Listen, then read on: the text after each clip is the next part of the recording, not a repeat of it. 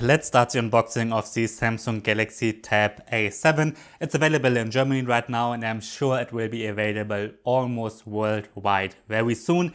I paid 223 euros. That's for the Wi-Fi version. You can also get an LTE version for 282 euros. And I'm guessing the prices will be quite similar in US dollars, maybe around $200 for the Wi-Fi and maybe around $250 for the 4G version. Well, you can see me unboxing the tablet here. It makes a pretty good first impression. So inside the box is the tablet, and then we get some paperwork like the quick start guide and the warranty stuff and so on. And then there's an SD eject tool or the SIM eject tool if you get the LTE version. And then there's a standard power plug, just a standard one, and a USB-C cable. So we're getting a USB-C port, which is good, but yeah, nothing else is inside the box. As usual, almost a day has passed already since I shot the first parts of this video. I already tested the tablet a little bit, not a final review of course, I just did some tests like for the battery and benchmarks, so I can tell you a bit more about this very interesting tablet because it's so affordable. So yeah, let's check out the design first.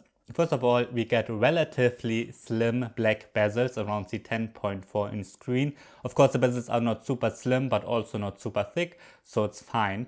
I really like that we're getting a 5 megapixel webcam here that is placed in the middle when holding it in landscape view, because these days video chats have become quite important and I'm sure many kids will use it for school or so, maybe because it seems to be a pretty decent tablet for that. So the webcam is placed in the middle, so you're always looking into the middle when you're video chatting. That's great. And it also is used for facial recognition. There's no fingerprint scanner or anything here. So yeah, you either unlock it with a PIN, with a password, or with the facial recognition. Let me show you how it works. In good light, like I have here now, it works pretty well, like surprisingly well. There's no additional sensor or anything, so it won't work in the dark. So you have to have good light. It doesn't work in the dark, unlike Apple's Face ID, and it's also not as secure as Apple's Face ID or as the Windows Hello facial recognition from Microsoft with the Surface tablets, because we just get the webcam here, no additional sensor.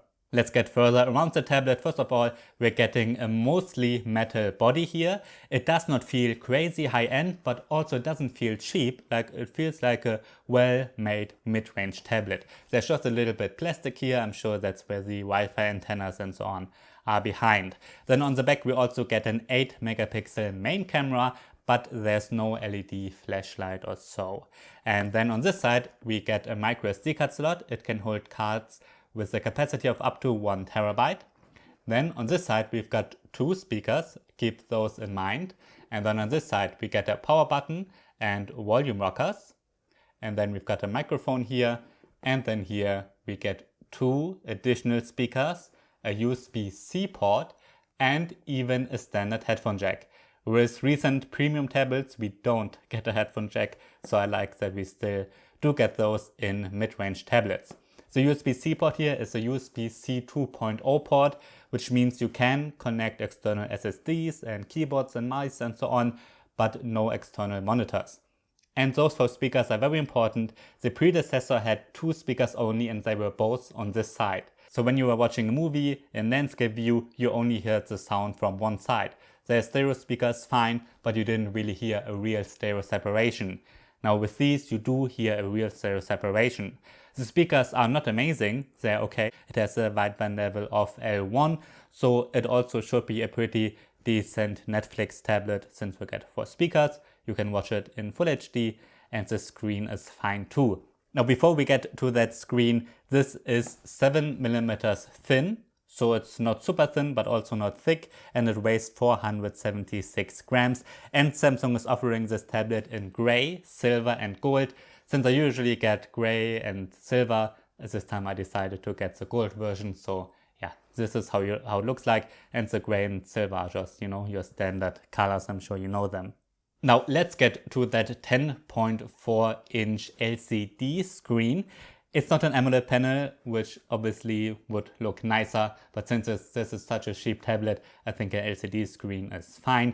It seems to be very similar to the screen of the Samsung Galaxy Tab S6 Lite, which is a bit more expensive, but I've got to compare them in more detail to really make sure that they are the same or at least very similar.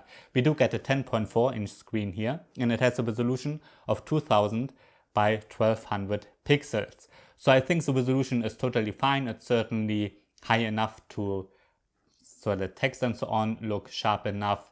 Of course, it's not the highest pixel density at all, but I think the pixel density is high enough for your normal use. Viewing angles and so on are totally fine, and yeah, contrast and saturation is fine too. You can see here that the screen, especially the wallpaper from Samsung, looks very saturated. That's nice, but yeah, of course not like an AMOLED panel, but for the price I think it seems like a really decent screen. Now, one thing that certainly does separate it from the Galaxy Tab S6 Lite is that you cannot use an active pen. This is an S Pen and it does not work on the Galaxy Tab A7, so don't get it for handwritten notes. You can use a generic pen for capacitive touchscreens, of course, like I have here, but it's not as precise as an active pen and I cannot recommend it for handwritten notes. I've got a video about these kinds of pens for the predecessor and the same applies here. It's fine for kids that just want to draw a bit, but it's really not great for handwritten notes. So don't ask me in the comments like you did, like many did with the predecessor. This is really not a great tablet for handwritten notes. Inside the Samsung Galaxy Tab A7 runs a Qualcomm Snapdragon 662 processor together with 3GB of RAM and a 32GB internal storage. As of now, 32GB seem to be the only option, but again, you can expand it with a 1TB micro SD card. Now, out of the box, those 32GB, some of them are used by the system, of course, and 19.3GB are free for you to use. The rest is taken up by the system. Now you can see some benchmarks here that I took already. Geekbench 4 is quite interesting because it's quite a bit faster than the predecessor, which was the Samsung Galaxy Tab A10.1 from 2019. It gets very similar results as the Samsung Galaxy Tab S6 Lite. They are about the same, so that's certainly interesting as well. And in Geekbench 5 it gets pretty good results too, although the graphic performance seems to be a bit low. I'm not sure if that's really because the graphics performance here is low, or maybe there needs to be a software update or something. So yeah, I have to test the graphics for my final review a bit more. Now I did already play PUBG Mobile, which you can see here, and the game looks fine. Everything seems to be running smooth even when fighting. With that being said, you can only set the graphics to balanced here, so not to HD. That's important to know. So only to balanced so far. Maybe that might be fixed with an update. I don't know. Asphalt 9 is running okay too, but it does not look as good as it does on other tablets, certainly. And I did notice some stutters, so it could suggest that the graphics performance here really is not the best. Of course, you can see here games like Asphalt 9 and PUBG Mobile do run, so it's fine for a bit of gaming. But this is not a high-end gaming tablet, of course. You can't expect that at this price. Let's get to the software. On the Galaxy Tab A7 runs Android 10. Let's quickly confirm that in the settings here. And on top of Android 10 runs the One UI in version 2.5. So we get pretty much up-to-date Android, which is great. Now, it looks like it's the same software that we get with the Samsung Galaxy Tab S7, at least at first sight, because all of them are running Android 10 with One UI 2.5. But compared to the premium tablet from Samsung, a couple of features are missing. First of all, we don't get the Samsung DeX desktop mode. A kids mode is built in, but yeah, we don't get the DeX desktop mode. Usually we only get that with the premium devices from Samsung. Also, with the Galaxy Tab S7, there's a little dock you can pull out for easy multitasking and so on, but that's missing here too. We do get the Samsung Notes app, but as I said already, this tablet is really not great for handwritten notes. You can only use capacitive pens, which are really not as precise. So if you want to write with your hand here, you will be disappointed. You should get a different tablet for that. But the Samsung Notes app works, of course, with typed text as well. What you can do, of course, is standard multitasking. So let me quickly demonstrate it. You can open two apps side by side very easily. And thanks to the 3GB of RAM, that should be fine with many apps. For example, it should be fine with YouTube on one side and the browser on the other side should be fine for that. But of course, this is not a tablet for super heavy multitasking, but a bit of multitasking should be fine. I did run one of my battery tests already. You can see the result here, which is 11.5 hours. For this test, I'm always looping in HD video locally at medium brightness. And when doing that, it lasts 11.5 hours. Wi-Fi is activated, so in between it will get some Gmail notifications and so on. Now, of course, very few people are watching videos locally these days, and I usually also do a YouTube streaming test, but I didn't have time for that yet, so you've got to wait for my final review to see these results.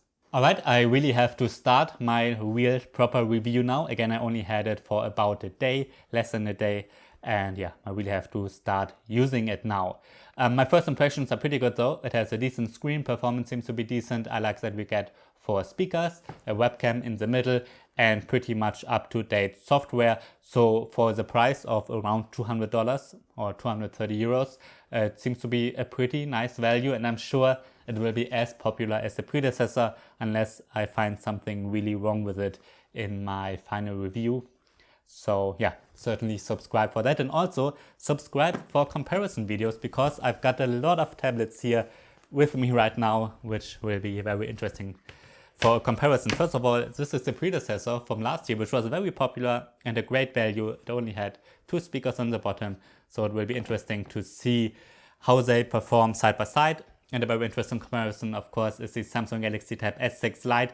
If you want a pen, I can tell you already that you should get this one because for pen input, I mentioned it several times, the Galaxy Tab S7 is really not great for that. And also I will compare it with the new iPad. This is the iPad 7, but the iPad 8 will arrive very soon.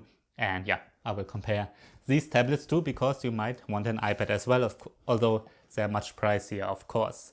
So subscribe to this channel for more videos about the Samsung Galaxy Tab A7. And if you have any questions, please write them in the comments and I will do my best to include them in my final review.